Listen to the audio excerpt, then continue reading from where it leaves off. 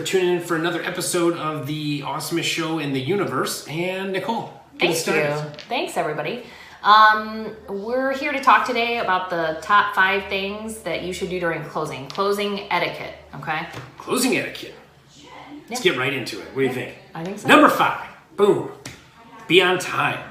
Yeah, don't call up your realtor like as your seller or buyer and say, hey, I'm going to be a half an hour late because of traffic. That's not fun for everybody.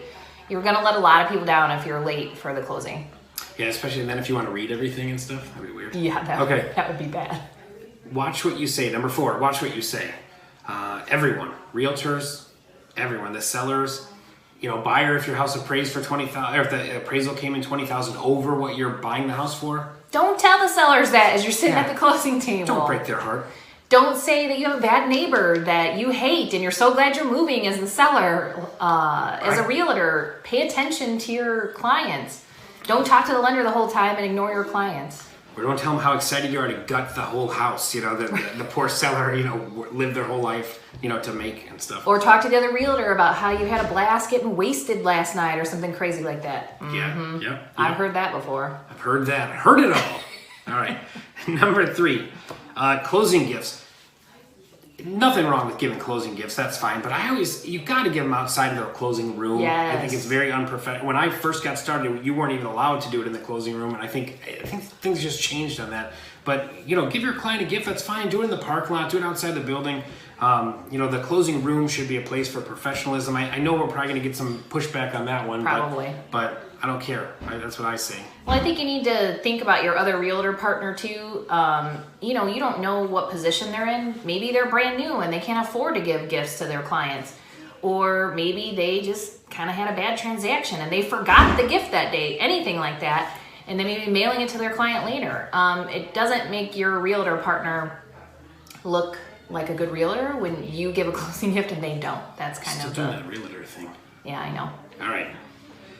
Number 2. Are we on 2 already? Yeah. I feel like we're flying right through this one. We are. Do your job before the closing. I always tell my customers, a realtor is doing work at the closing. It's because it's a big deal, or it's an emergency, or the other realtor's lazy, or didn't do their job. I shouldn't say they're lazy. They just, you should do everything before the closing.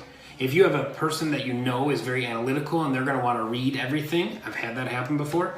The closing is not the time for that, believe it or not. But I get them all the documents that they're going to be asked to sign the night before. Great closing agents will get them to me the night before, and I can let them read through all of them.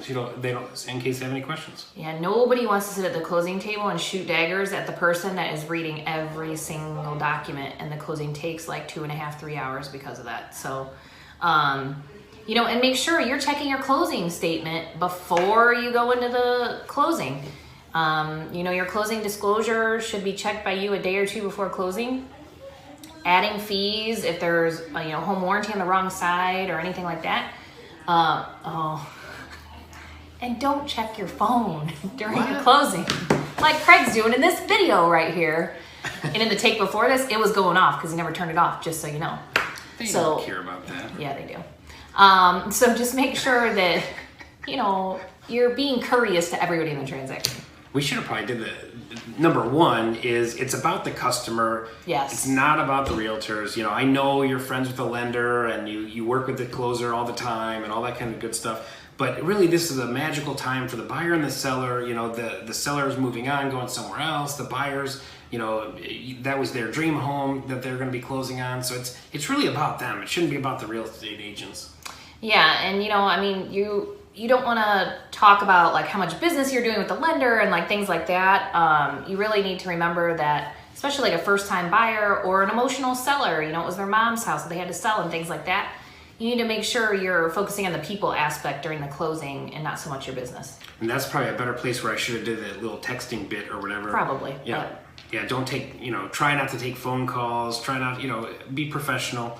That's a big deal. And sometimes, and I've been accused of talking too much during closings by my own clients or other people's clients because I forgot that it sometimes is a very nervous time for a buyer or seller. And if we do this all the time, we know that, most closings aren't like a really big deal or anything like that. Yeah, don't interrupt your closer because your client's then going to think it's like super important. And a lot of times it's probably not with what you're interrupting, or the closer is going to go over it later in the transaction. So Yeah, I think those are some good. I think we pretty much nailed it again. I think that's another great one. We did, I know, right? Oh, and thanks Kim Schultz for giving us that recommendation. Yes, I like it. It was thank good. you. Yeah. If anyone else has any other recommendations, we'll take them into consideration. Comment below, and we'd love to do some more videos for you guys. All right, thank you guys. Thanks for watching.